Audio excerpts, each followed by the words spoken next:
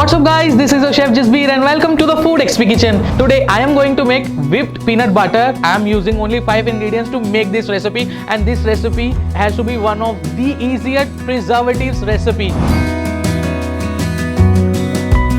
As I told you that this recipe is super easy to make, so what I am gonna do is I am taking a clean bowl and I am adding all the ingredients into this. With the help of hand blender, I am whipping everything and making this whipped peanut butter.